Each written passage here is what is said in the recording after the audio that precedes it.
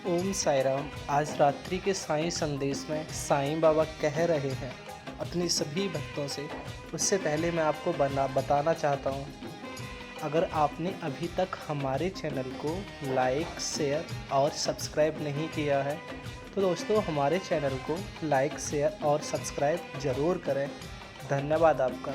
आज के संदेश में बाबा ने बताया है अपने सभी भक्तों को, मेरे बच्चों, चिंता जितनी तुम करोगे ये उतना ही तुम्हें खाएगी। जितना इससे मुक्त रहोगे तुम, ये तुम्हारे स्वास्थ्य को अच्छा बनाएगी। तुम चिंता करो किसी भी कार्य को लेकर, अगर चिंता करने से वो कार्य तुम्हारा सिद्ध हो पा रहा है तो तुम्हारा चिंता करना जायज़ है। अन्यथा कोई भी चीज़ जब हमें नुकसान देती है तो वो हमें नहीं करनी चाहिए।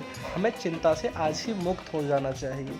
हम जितनी चिंता करेंगे उतनी ही हमारे गुरु को, हमारे इष्ट देव को चिंता रहेगी हमारी, और हम पल पल उसी चिंता की तरह अपने आप को एक आग में भस्म करेंगे। जिस प्रकार एक दीमक लकड़ी को खाती है, उसी प्रकार भी चिंता हमें हर रोज़ खाती रहती है।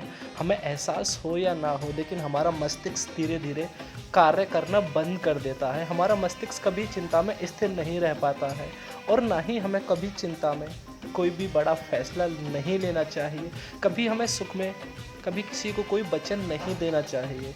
कभी दुख में हमें कभी किसी का साथ नहीं छोड़ना चाहिए। अगर हम ऐसा करते हैं तो ईश्वर की वही हमारी भक्ति को सफल बना देती है, और हमारी भक्ति की वही पहचान हो जाती है, और हमारी भक्ति को ईश्वर स्वीकार कर लेते हैं। अन्यथा हम कितनी भी भक्ति क्यों ना करें, लाख जतन क्यों ना करें, लेकिन हमारी भक्ति सफल नहीं हो पाती है। और हमें हमेशा, इसलिए मेरे बच्चों, किसी भी प्रकार की कोई चिंता मत करो। आज मैंने सारे दिन अपनी कृपा दृष्टि से देखा था। मैंने अपनी कृपा दृष्टि तुमसे एक पल के लिए भी नहीं हटाई थी मेरे बच्चों। जो जो तुम्हारे साथ घटित हुआ था, अच्छा और बुरा, मैंने दोनों ही देखे थे, और दोनों में ही तुम्हारा साथ दिया था।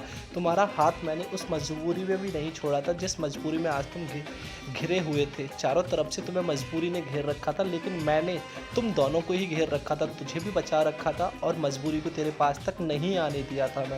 मैंने जितनी हो सके उतनी कोशिश करी थी मेरे बच्चे, लेकिन अगर उसका कुछ भाग तेरे पास आया हो तो मैं आज रात को से कल तक उस परेशानी को तेरे से दूर, बहुत दूर ले जाऊंगा मेरे बच्चे।